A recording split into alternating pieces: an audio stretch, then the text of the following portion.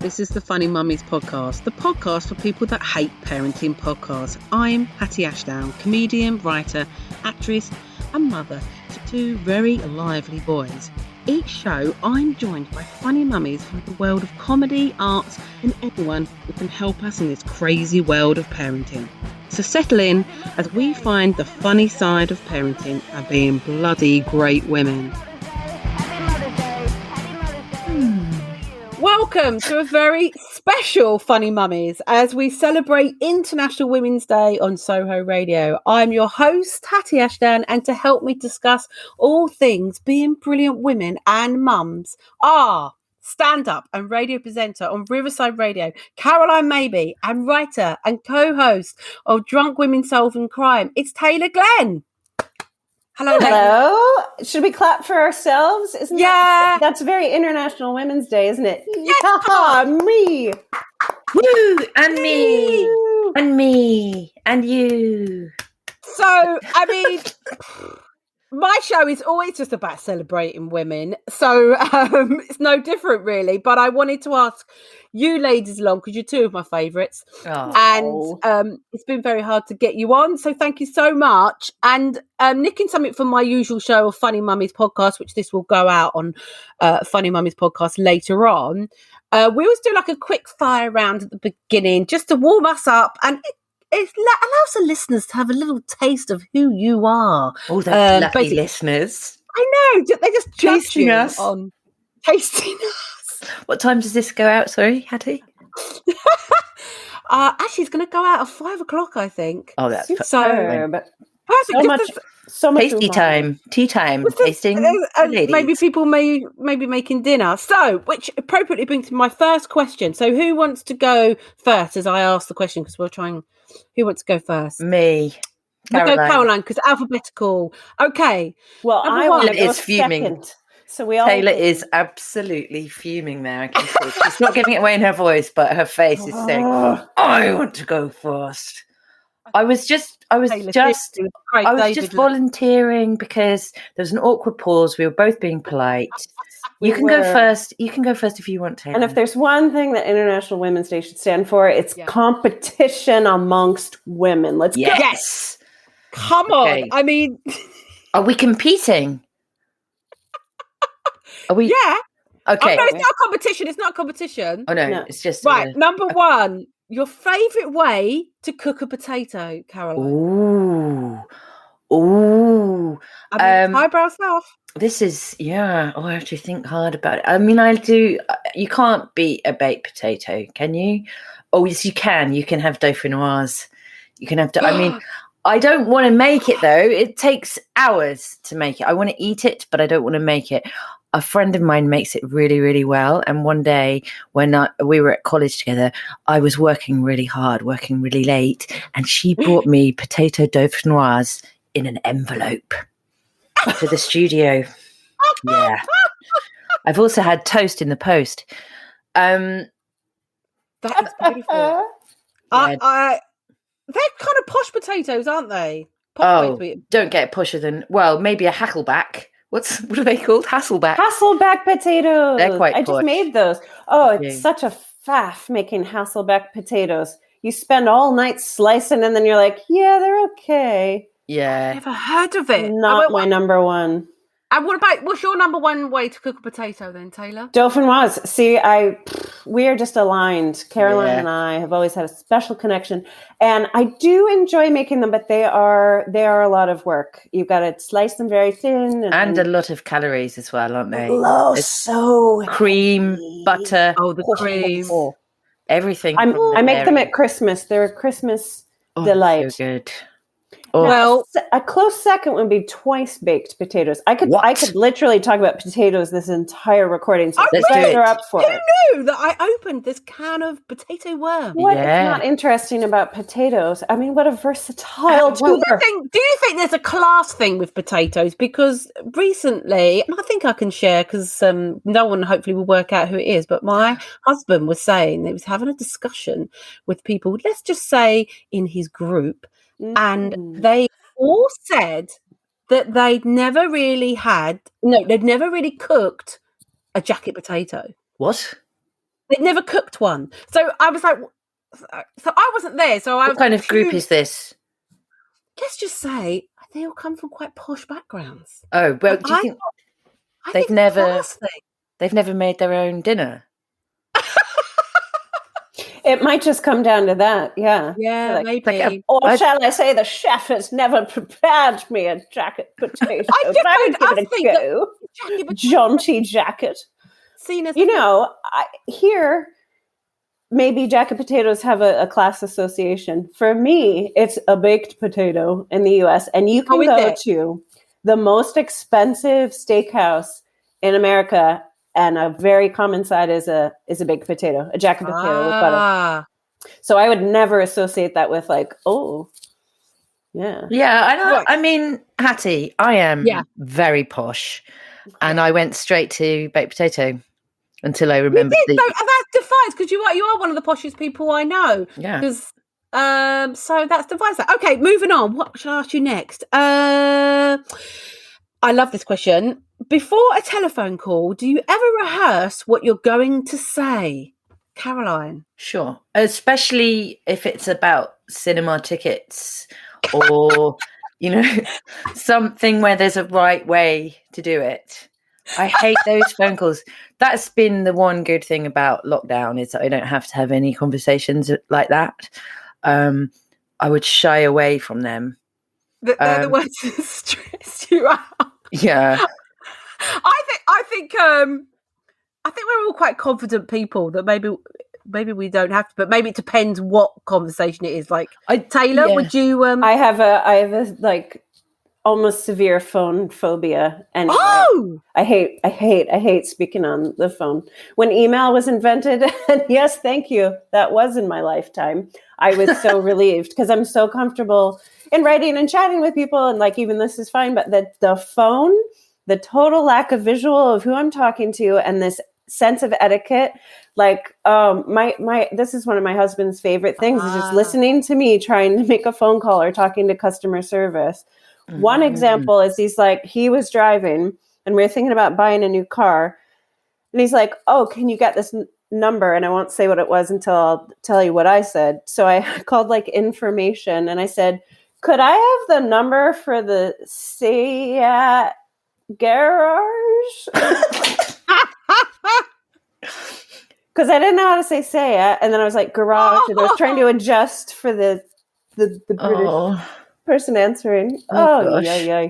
So yeah, I rehearse. Sometimes I make notes. Because I think we're all women of a certain generation, and that we still come from that kind of your phone.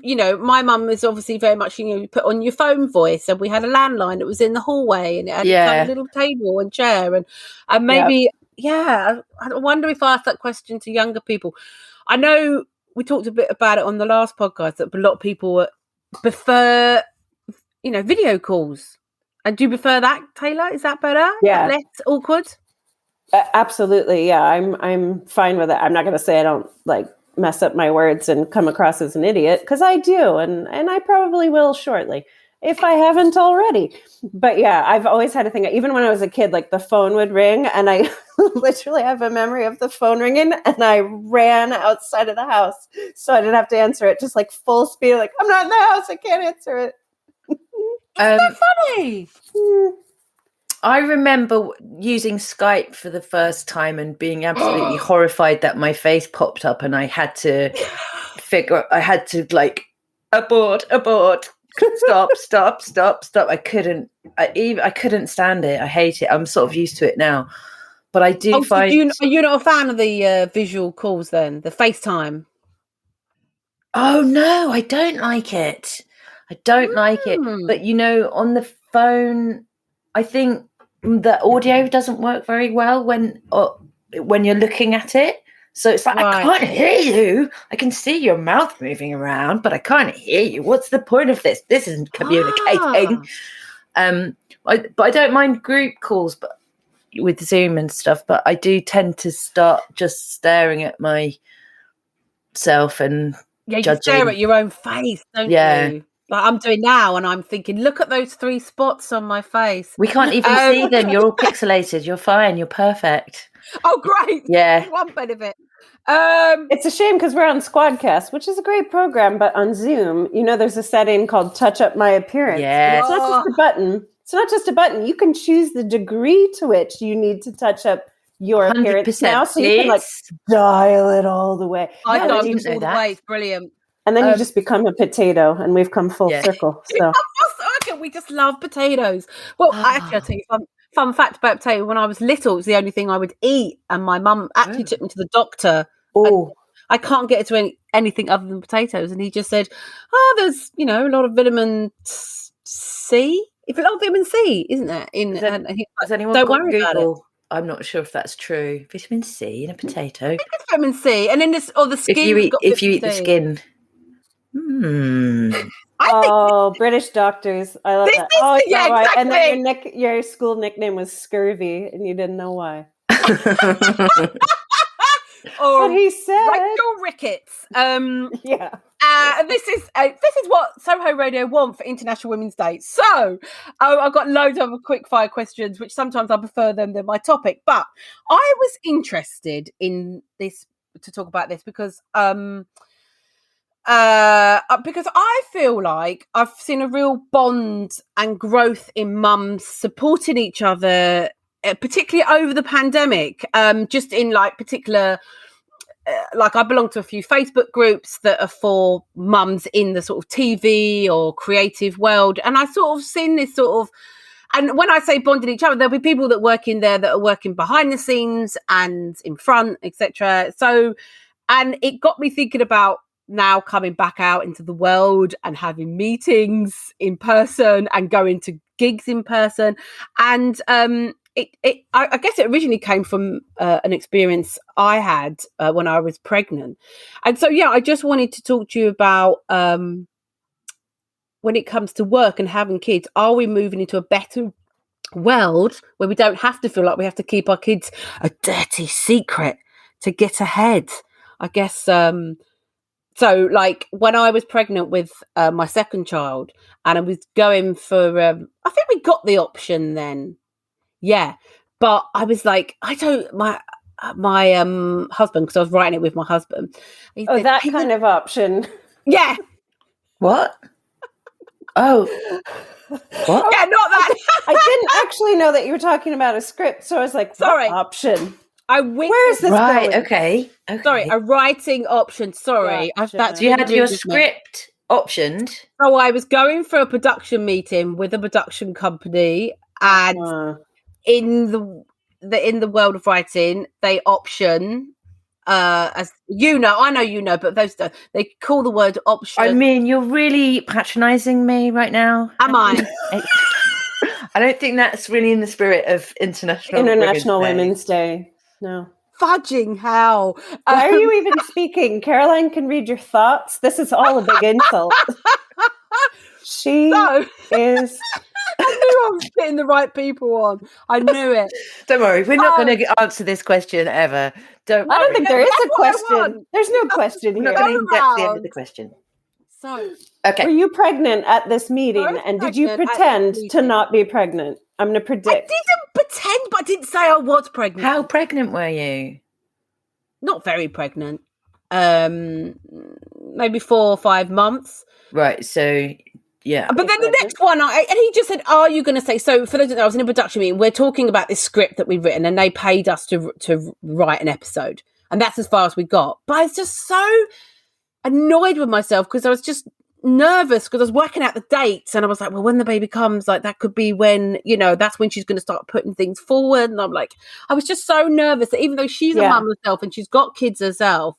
Yeah, I was just so ingrained in you that anything that would put up an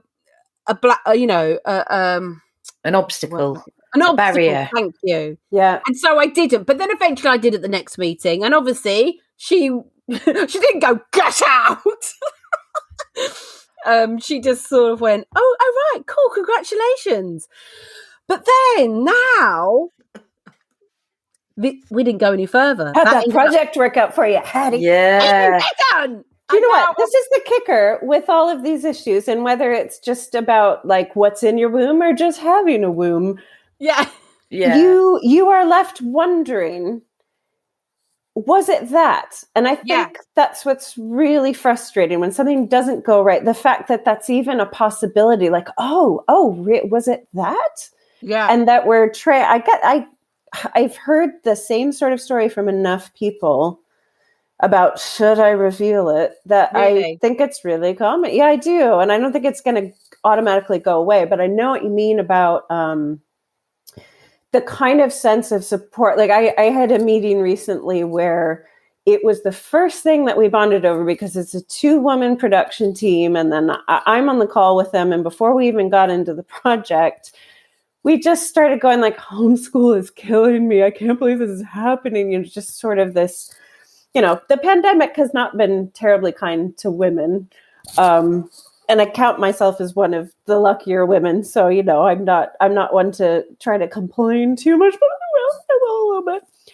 But it's, it's been really disproportionate, hasn't it? Sort of, it's in most households, there's been a lot of articles about it. The women have picked up the slack, whether that's on the homeschool or just kind of looking after the house or whatever. It's set women back a couple decades. Brushing the man's hair, brushing the man's bald spot. That's what I'm stuck with. Shining it up. Yeah. Like a potato. So it was really nice and refreshing to just kind of, Yeah, maybe it was an icebreaker. Motherhood can be what football is for men at meetings, right? Because that always used to be the thing that you'd go to a meeting and all the men would just start talking about football, and instantly, as a woman, you felt excluded, that you weren't part of. I mean, that's a bit old fashioned, but I do remember having that feeling like I'm not really. That when I worked in animation, definitely it was like this weird thing. Like everybody would talk about football, and you'd just be immediately sidelined. Oh my gosh! And they just assume you didn't know anything about football. Well, I didn't.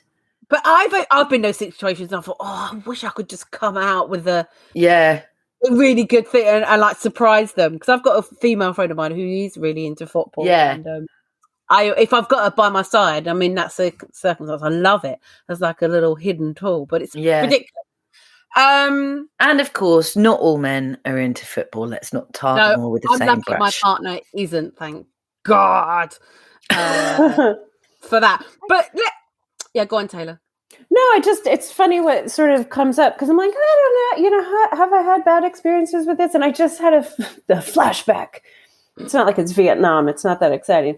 I had a meeting 3 months after I had my daughter, and I was really excited. And it was like, I was just excited to leave the house, really. So I like really dolled up and I put on a nice, professional black dress.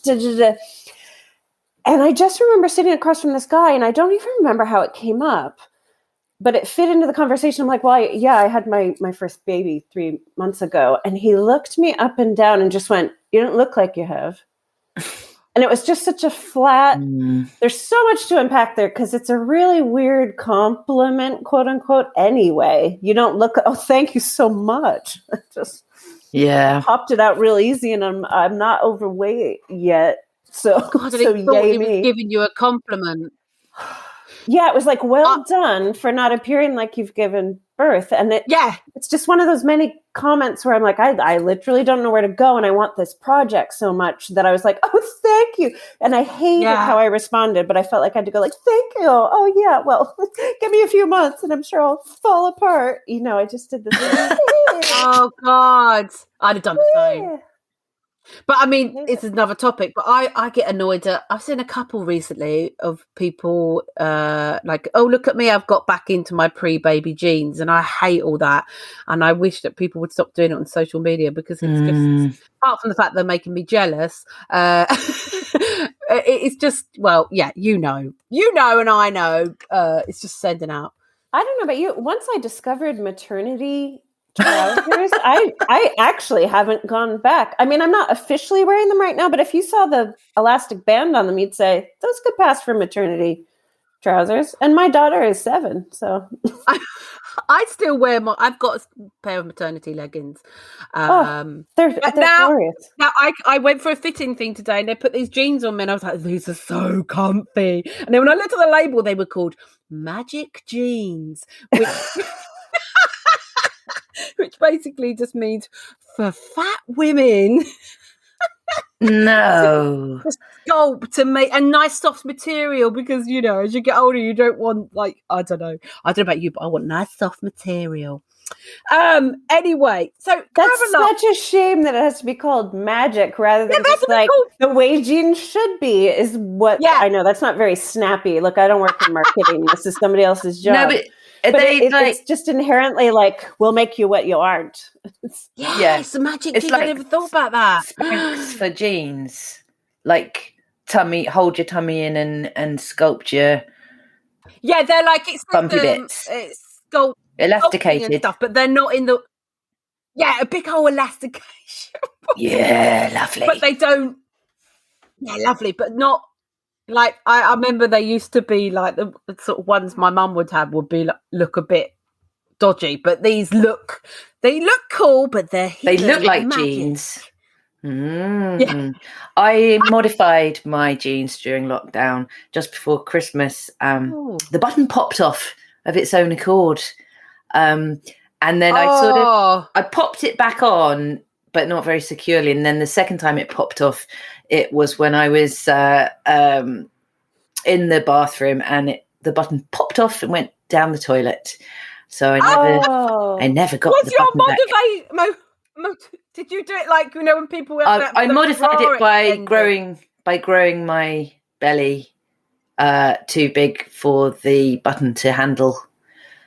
I'm not talking about a pregnant belly. I'm saying I ate too much food during lockdown. But did you put an extension on it? It had a little elastic extension. No, I just burst out of my jeans. I see. Caroline is an excellent seamstress, though. I feel like we should put that out there, because if I had to modify jeans, it would be, gaffer tape. Yeah, across. Bit of string for me. Bit of string. No, I haven't worn them since the button fell off. I haven't even tried to fix them. I mean, they don't want me inside them anymore. Exactly. Why don't we all see it like that? Like the genius is saying goodbye. Caroline, have you had any experiences in stand-up where you feel either you feel like you couldn't say you got a kid, or you feel like, particularly I think with like getting gigs, it can you feel a bit like. I don't think anyone cares in stand-up. I think that I've heard of people saying to women, "Oh, can you do 20 minutes without mentioning your kid on stage?" Nobody said that to me, right. But which is a terrible double standard. They would never say that to a man. And I think the way that men are allowed to say whatever they like about their kids, but women definitely get judged in different ways about how they approach the subject of parenthood. And it's a huge compliment towards your child, though, isn't it? Because no one's ever said it to you. They're like, we want to hear about Carol. Yeah. Girl, so. No, high five. Well, they've just said, can you just not talk at all about anything? Can you be quiet? There's a comedian on the stage. Will you just shut up? What are you doing here? But yeah, I do remember people saying to me after, and I've only got one kid and she's 8 now. After I had her, I remember people saying, "Oh, I thought I didn't get in touch with you because I thought you'd stop doing it because I knew you had a kid." And so maybe there was some assumption, and I did take a bit. I narrowed down this circle of gigs I was doing for a while after having a kid. So I sort of took myself out of it a bit, I guess. I felt mad after I had a child, and it was difficult to do stand-up when you've got I think I did a gig after 6 weeks, and then oh my God, my partner was at home we lived on the first floor flat, and he spent she just screamed the entire time from when I left the house to when I came back, and he didn't call me or anything. And I think I was emceeing. I was out for hours, and then when I got back, he said he'd nearly threw them both off himself and her off the balcony. I mean, it was so awful. You know, it was really tough on him. So I think it's the same, I suppose, with any work, isn't it? That it's harder. It's harder when you have a kid, but I don't think the employers care. They just are like, well, if you can get here and you can do a good job, then I couldn't care less. Well, I guess it's like if that was the other way round and it was you staying at home, him going to do a gig, it's just like, well, you know, I guess perceived as like, yeah, well, that's just what mothers have to put up with. Yeah. And I think that it comes down to like with any thing with men in the workplace, like, okay, what am I trying to think maybe we should keep men out of the workplace. I think just keep men out of the workplace would be a great start. But like at least once a year, it could be like the purge. Yeah. Give men a day off. They work so hard. I will say that, and I don't do much stand up now, if at all. But I loved gigging while I was pregnant. That was my favorite period of time. Yes. I felt invincible. I couldn't wait to show. I had this shirt that looked like a sonogram scan that I would wear for every gig. Like I just felt better than I ever had. That was my favorite. That's a good favorite stretch. Do you? And you can't hide it either, right?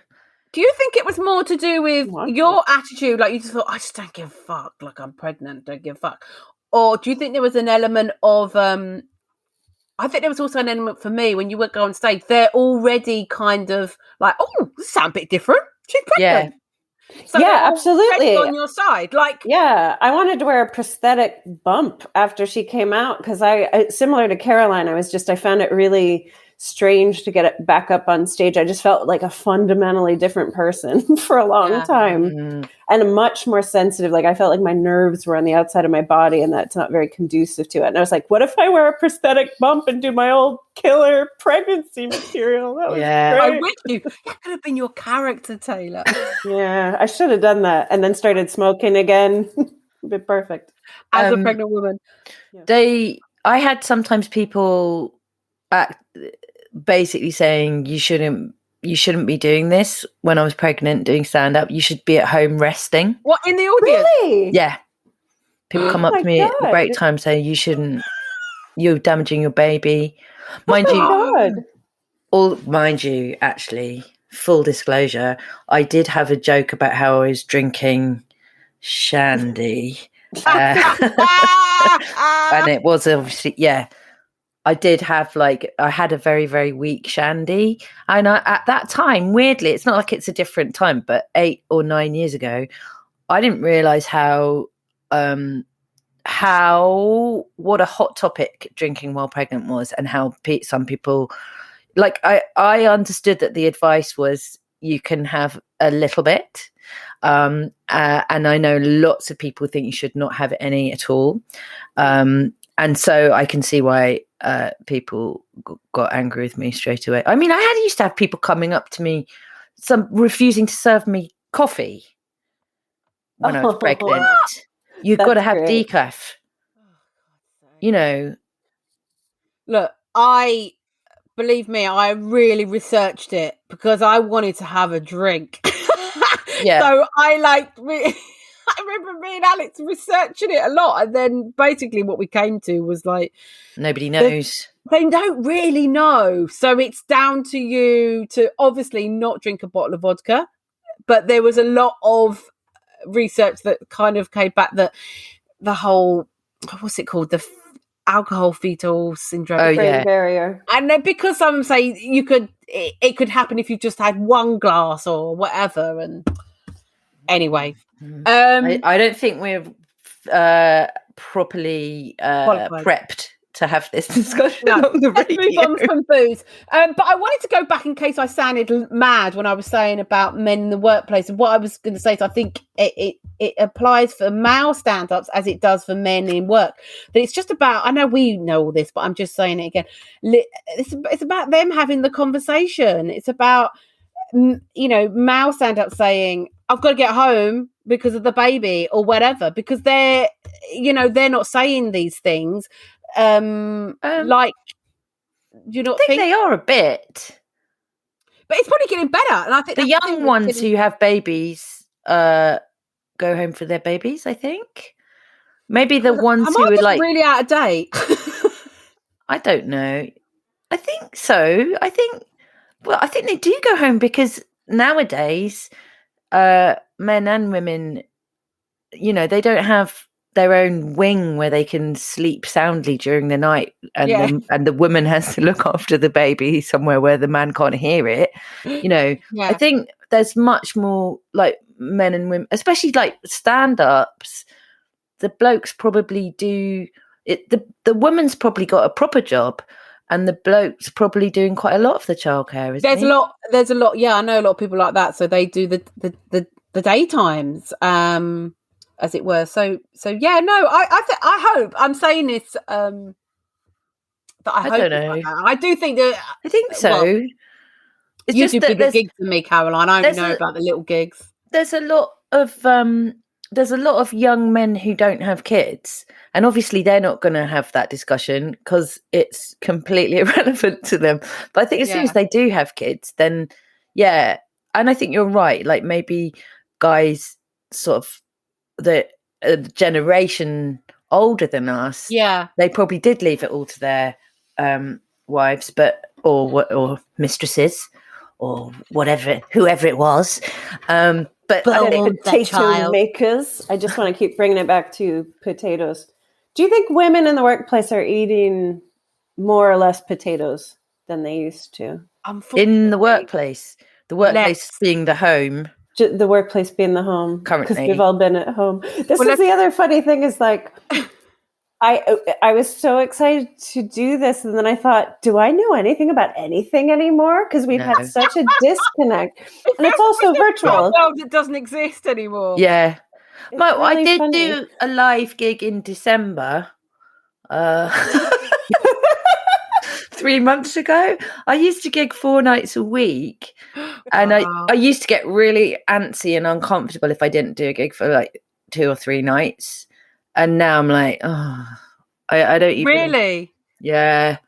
I feel scared about things opening up, actually. Do you? That's interesting. I don't want to travel, and I don't want to be breathed on. Right. I don't want to be up late at night. I want to get up in the morning and do my meditation and have my strict routine that I've developed while being landlocked in my house. And I'm scared of change. I've become completely institutionalized. I'm terrified. So you've not missed it as much as you thought you would. You haven't missed stand-up. I haven't really missed it, Hattie. That's interesting. Actually, I think you're not the only one. There was in September, was it like September till December with a little break in between in London anyway, we were able to do socially distanced gigs, and I also went to Bristol, I went to Southampton, I went somewhere crazy, somewhere very far away, not worth it. But that period was amazing. It was quite joyful and exciting. It was really exciting. Oh, that's interesting. But then I think I can't really see, the whole thing with stand-up is you have to be like really crowded next to each other. It's really intimate. You're not going to have airflow. I just can't see it really. Yeah. I can't see people being comfortable in those spaces. And I remember this time last year, just as it was, as I started feeling uncomfortable doing the gigs, and we weren't shaking hands when we got onto the stage. We started doing the elbow thing, and then everyone was like, oh, in this one gig that I used to host, the toilet was right next to the stage, and I used to I mean, it had a door. It was, but it was plumbed into the stage. Very awkward. But but when people, so if people went to the loo and washed their hands, then you'd hear the hand dryer. The audience could hear the hand dryer. So when people went to the, and I used to host a gig. So when people went to the loo, I would like make a little joke about whether or not that person was hygienic because we'd get heckled by a hand dryer. And I remember the last gig I did there, that person didn't use the hand dryer. And I went, oh, you filthy animal. And everyone just looked like they were going to be sick because they thought we're all going to die because somebody didn't wash their hands. And this mad sense of paranoia, you know, some people didn't believe any of it, but it was really uncomfortable. And it was really weird walking around in London at that time as well. I thought you could feel it creeping up on you. This isn't the topic we were talking about at all, Hattie. No, it's all right. Now I've twisted it to serve my own interests. Well, we're talking about people interested about toilets. In toilets and going back out into the real world, because I think there's a lot of people that are very anxious about going back into into the real world and what they did before. So you're on topic, darling. I'm ahead of the game because I feel like I left the real world years ago. I am light years ahead. Well, you've now moved down to the seaside. Moving house during lockdown. That's so cool. It's a weird time to relocate. But is it? Yes. But on topic, it's empowered me as a woman. So there we go. Has it? Has it though? Really? Did you? I mean, I can swim. That's empowering. Have you been swimming in the sea? Not for a while. I did before and after Christmas, though. It was 9 degrees. It was low. But the weather here was so beautiful over that time. Like there was no wind. It was lovely outside. So it was a delight. Very good. And it's important to sometimes just say yes to things, which brings me on. So seamlessly. So I got an email, as you know, I get thousands of emails doing this podcast, asked to do things and partner up. Of course I do. So your PA sorts through them though, yeah? Yeah, my PA sorts all through them. I was thinking about how much I'd love a PA this morning, actually. I was thinking just one telling me about when my period is as well, because I still have that thing as a woman. I'm awful that it's a shock to me every time. Have you heard of apps?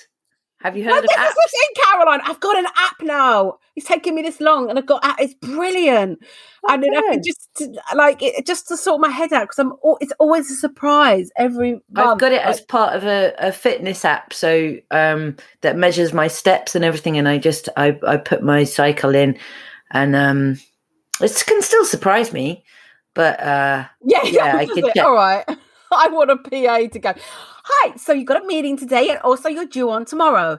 So anyway, there's a thing. I love that was almost like a New York, London hybrid PA. It's very it's Janet from The Good Place. Yeah, perfect. Perfect. Not a robot. We've got about 5 minutes to talk about this. So on the 12th of December is March. Did I say December? Yes. 12th of March. Thank you. My camera's gone, but it doesn't matter. You're not saying yes to this. Hattie, what year is it? 2021. In case anyone's listening in the future. So apparently it's a global Yes Day challenge. Always feel like you have to say no to family, friends and co-workers. Well, on March the 12th, challenge yourself to a whole day with only positive affirmations. Take part in a Yes Day to celebrate the people in your life. But this thing is all about saying yes to your children for 24 hours. Apparently there's a film coming out called Yes Day, and it's got Jennifer Garner in it. Of course it has. And she... she's so pretty. What do you feel about saying yes to your kids for the day? To everything? Exactly. Also, do you tell them that you're going to say yes to everything? 'Cause that's really key. Like if I teed my kid up for that, I would end up dead in Iceland. I didn't know how to finish that sentence. Mummy, can I kill you in the freezer? Yes. Caroline, exactly.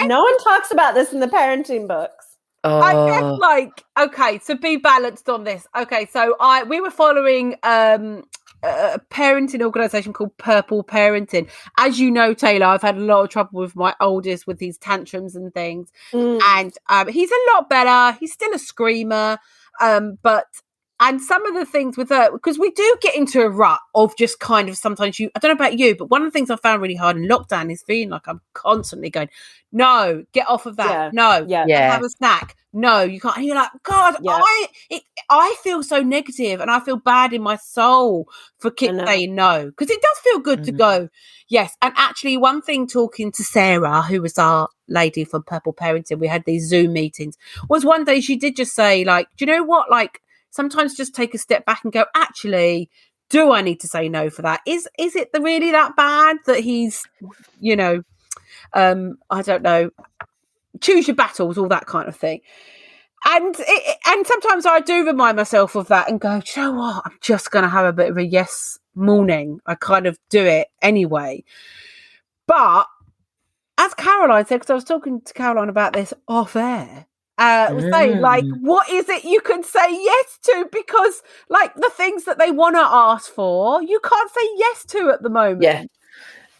Mine wants sleepovers. You can't say yes. No. You can't say yes. And like, also, Taylor, you brought this up. It's the 12th of March. It's 4 days after they go back to school. Let us breathe. Yeah. Also, it's a Friday. Please. So, Mummy, can I not go to school today? Yes. Like, no, you're going to school. I mean, it's crazy. Why would you do it? Like, so it obviously doesn't really mean say yes to everything. It's only if you've got, like, programmable children who are going to be pretty much good. And they said, oh, well, mine involves a lot of ice cream. Well, okay. Yeah, you can have an ice cream. That it? Yeah. Could I read an extra book? To be honest, I think that I've said yes too much during lockdown, and we've got into some seriously bad habits, which we're going to have to correct. Yeah, I'm not really hard at this. Yes. So I actually don't think. Yes. I don't think a yes day is what anybody needs at this point. Ask us again in 6 months, maybe. But really, I think it's a dangerous precedent. Yeah, very much like Donald Trump. No to. Sorry, I didn't mean to talk over you there. Apologize. Okay. What I've said no to a lot during lockdown is it's either because it's not allowed, or it's due to my own exhaustion. So it's kind of like, can we do something fun? Can we play? And it's always the kind of game that exhausts me. Like, I can play board games all day. I can do art all day. Like, there are things that are your strengths. Yeah. And that is what my daughter refuses every time. And she wants to do the most exhausting activities. And it's almost like she's trying to provoke me. So a lot of no's to that. Right. But to make our lives easier, bedtime is out the window. Like, her diet has been appalling. Like, so there's been a lot of, can you watch late movies? Even eat potatoes. I peel them so she gets no vitamins at all. So it's just down to like a weird core. How about we flip it and our children say yes to us? Oh, for wouldn't a change. That be beautiful? So we say, okay, it's bedtime now. Will you brush your teeth? Yes. How about, will you get off the computer now? Yes, Mummy. Yes. Oh, time to turn the television off. Yes. Do you love me? Yes, Mummy. Yes. Come and give me a kiss. I want this world. Yeah. Well, 12th of March. 1 day on, 1 day off. So one day, okay, kids, you get a yes day. And then next day, yes day to us. That'll be all right. Are we saying Dead in Iceland on Friday. Saturday, no television. Perfect balance. I've got a little stitch. Okay, and on that note, this is where I ask you to anything Is you'd it more like potato to... questions? It's more potato. I've got more to say. Yeah. We were only Can we do getting a started. potato episode? Well, I was going So to much ask to you, say. who would you like to, if you want to, anything you want to big up that you're doing or anyone else is doing, but if you just want to big up potatoes, that's fine with me. Always. Look, you in my intro, you said I'm a radio presenter, and I am, and I'm obviously on a rival station, so there's awkward, but I have to say, it's all love. It's all love. I am full of international women on my show. It's every Thursday, 7 till 8 p.m. in the evening. I play an hour of all songs by female vocalists, and I started doing it during the lockdown on Riverside Radio, and I started doing it in the first lockdown, and I've discovered so many amazing female artists that I would never have known about if I hadn't done it. It's been such a journey. So I would encourage everybody to bring their ears to listen to all these wonderful, weird and obscure and brilliant women that I play Thursday, 7 till 8 p.m. on Riverside Radio. And is it on FM, on DAB? It's on DAB in London now, and it's also on internet radio and on the website and on an app. Plus, it all goes on to Mixcloud. If you don't catch it on time, there's a whole archive there, and all the playlists are on Spotify as well. It's very organised. And has that been a bit of a saviour for you? I know you said your walks with Margaret have been a saviour for you in lockdown. Yes, walking. Actually, it's been brilliant because it's given me focus every week. Sorry, for people who don't know, I'm not talking about Margaret's her dog or something. Margaret she might as well be. Margaret Smith, who is a regular on Funny Mummies. So they all love Margaret.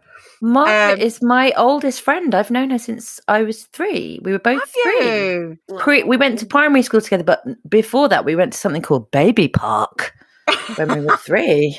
Yeah. And Baby Park. Baby Park. Baby Park. I think, yeah.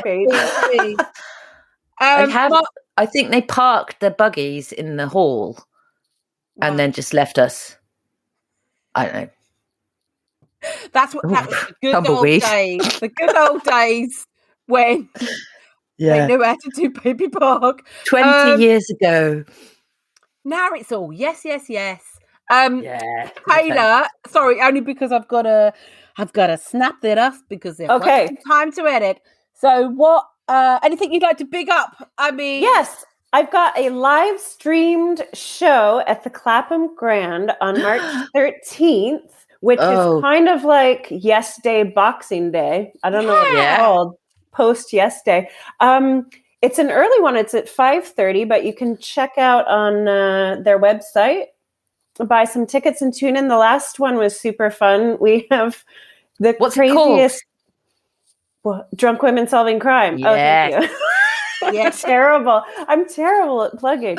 It's a podcast. Right now, I did have some wine. But yeah, they're a lot of fun, and you can live chat. And I got a copy of the chat from the last show because we couldn't see it. We could see them on screens. It was surreal. It was so 2020. And now it'll be so 2021. Just crazy conversations. We bring all the geeks to the yard. It's a lot of fun. I've been to your live shows, and they are beautiful, and it's something beautiful to see all the fans wanting to speak to you afterward and all like that. I was just so proud. And I'm proud of you girls, and I'm proud of all of us. Thank you so much. Proud of you too, Hattie. We're proud of you. That was a really terrible wrap up, but I'm doing my best. Proud of your wrap up. I haven't had any potatoes because I'm trying to do no carbs. So Hattie, no. I know. You have magic genes now. What are you doing? I know, but that's embarrassing that I had to go to a fitting for a TV thing and I had to be put in magic dreams. So I need to lose the weight. And don't even get me started on the story of me having to have my ring welded and cut off because I got so fat. I had to have my wedding ring cut off. Anyway, if you want to watch me on a Zoom, you'll hear me talk about that material. So actually this will go out afterward. That's been on. But I am doing a preview of my hour show again on the 25th of March. So I can't even go to Joke Pit and get tickets. I think that's why. Wow. So Hatty Ashdown Deep. I've done one, and it was actually really, really good. Actually, if I do say so myself. Yay! But, proud of you. Thanks. I'm proud of you. We're all proud. Thank you, girls. Thank you, Caroline Mabey. Thanks, Hattie. You've been listening to Ask for International Women's Day on Soho Radio and Funny Mummies, and anyone else that wants it. Take care of yourself. Bye. You've been listening to the Funny Mummies podcast in association with The Other Woman Show with me, Hatty Ashdown. Thank you to Gemma Beagley and our guest today. Please see the write-up in this episode to find out how you can follow us and our guest online. This show is edited by Alex Holland, recorded via Zoom. The show also goes out on Thursdays on Soho Radio as part of the Other Woman Collective, where often you can hear the full music version of the show. If you'd like to support us and get lots of goodies like a video version where you can see our mugs, go to Funny Mummies on Patreon, where you can buy us a coffee or maybe an hour's childcare. Thanks very much for listening. Keep subscribing and telling your friends. It really, really does help. We'll see you next time for a dose of Mum and Tonic.